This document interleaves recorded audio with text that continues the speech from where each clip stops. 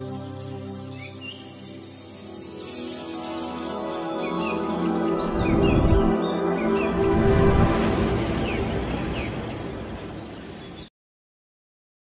कृष्णा, राधे राधे। स्वागत है आप सभी का गोविंद भजो चैनल पर। आज के इस वीडियो में हम सुनने जा रहे हैं अन्नपूर्णा व्रत की कथा। एक समय की बात है, काशी निवासी धनंजय की पत्नी सुलक्षणा, उसे अन्य सभी सुख था, केवल निर्धनता ही उसके दुख का कारण थी। यह दुख उसे हर समय सताता था। एक दिन सुलक्षणा अपने पति से बोली, स्वामी आप कुछ उद्यम करो तो काम चले, इस प्रकार कब तक काम चलेगा।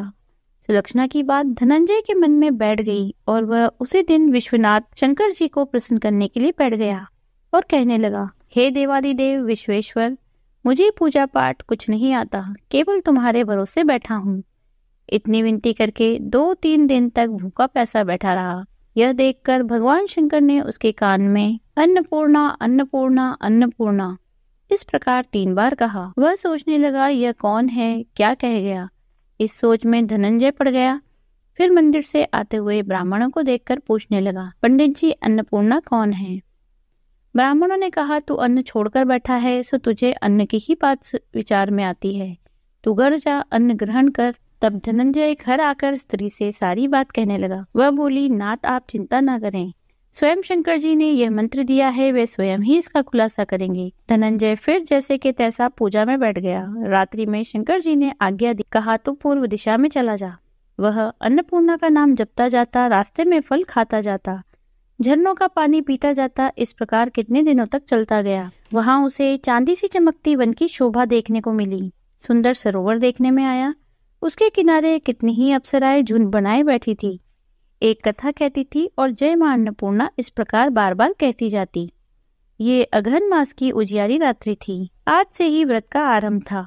जिस शब्द की खोज करने वह आया था, उसे वह वहां सुनने मिला। धनंजय ने उनके पास जाकर पूछा, हे देवियों आप क्या करती हो।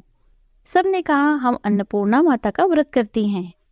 व्रत करने से क्या होता है, ये किसने पहली बार किया था, इसे कैसे किया जाता है, इसकी क्या विधि है, मुझसे भी कहो। वो कहने लगी, इस व्रत को सब कोई कर सकते हैं। 21 दिन के लिए 21 गांठ का सूत का धागा लें। 21 दिन न बने तो 1 दिन उपवास करें। यह भी न बने तो केवल कथा सुनकर प्रसाद ले। निराहार रहकर कथा कहे या सुने।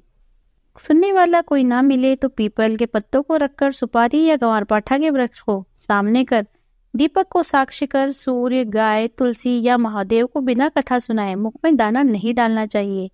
यदि भूल से दाना मुंह में पड़ भी जाए तो 1 दिन फिर उपवास करें।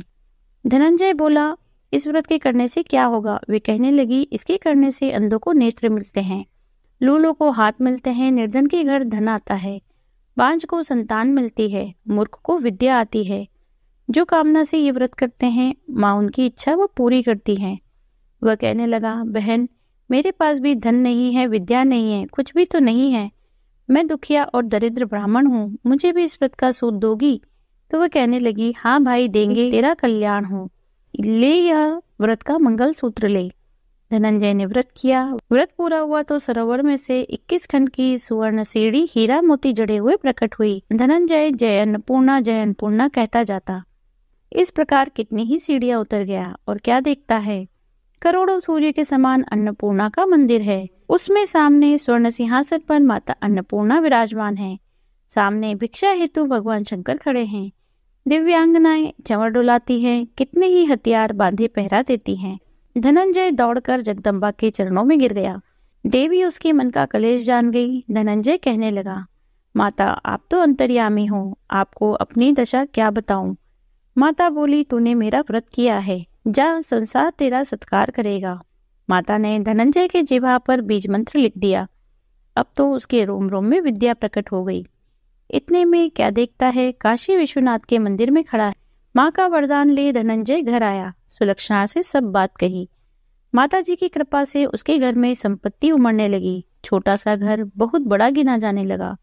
जैसे शहद के छत्ते में मक्खियां जमा होती है, उसी प्रकार अनेक सगे संबंधी आकर उसकी बड़ाई करने लगे और कहने लगे, इतना धन और इतना बड़ा घर, सुलक्षणा से संतान नहीं तो इस कमाई का भोग कौन करेगा, इसलिए तुम दूसरा विवाह करो। अनिच्छा होते हुए भी धनंजय को दूसरा विवाह करना पड़ा और सती सुलक्षणा को सौत का दुख उठाना पड़ा।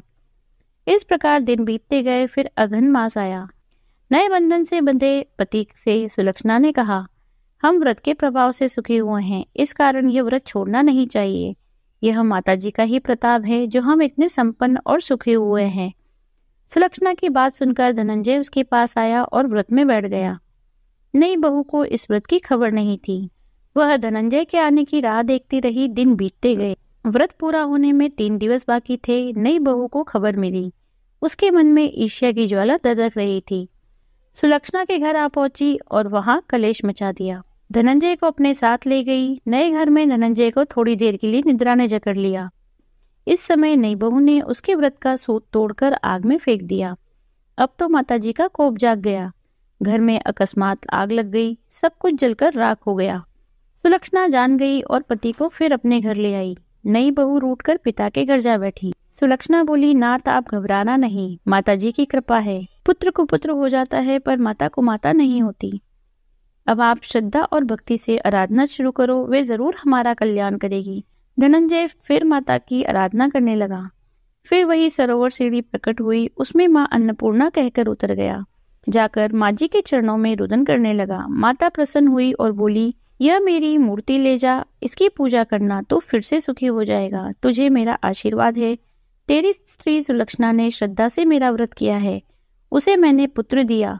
धनंजय ने आंखें खोली तो खुद को काशी विश्वनाथ के मंदिर में खड़ा पाया। वहां से उसी प्रकार घर को गया। इधर सुलक्षणा के दिन चढ़े और महीने पूरे होते ही पुत्र का जन्म हुआ। गांव में आश्चर्य की लहर दौड़ गई। मान्यता आने लगी। इस प्रकार उसी गांव के निसंतान सेठ के पुत्र होने पर उसने माता अन्नपूर्णा का मंदिर बनवा दिया। उसमें माताजी धूमधाम से पधारी, यज्ञ किया और धनंजय को मंदिर के आचार्य का पद दे दिया। जीविका के लिए मंदिर की दक्षिणा और रहने के लिए बड़ा भवन बनवा दिया। धनंजय स्त्री पुत्र सहित वहां रहने लगा। माताजी के चढ़ावे में भरपूर आमदनी होने लगी। उधर नई बहू के पिता के घर डाका पड़ा। सारा सामान लुट गया। वे भीख मांगकर पेट भरने लगे। सुलक्षणा ने यह सुना तो उन्हें बुला भेजा। अलग घर में रख दिया। उनके अन्न वस्त्र का प्रबंध किया। धनंजय, सुलक्षणा और उसका पुत्र माताजी की कृपा से आनंद से रहने लगे। माताजी ने जैसे इनके भंडार भरे वैसे सबके भंडार भरे। बोलो अन्नपूर्णा मैया की जय। यदि आपको वीडियो पसंद आई है तो लाइक कीजिए, शेयर कीजिए, कमेंट कीजिए। यदि आप चैनल पर नए हैं तो चैनल को सब्सक्राइब कर लीजिए। बेल आइकन को प्रेस कर दीजिए जिससे नए वीडियोस की नोटिफिकेशन आपको तुरंत मिल जाए। मिलते हैं अगले वीडियो में। हरे कृष्णा, राधे राधे।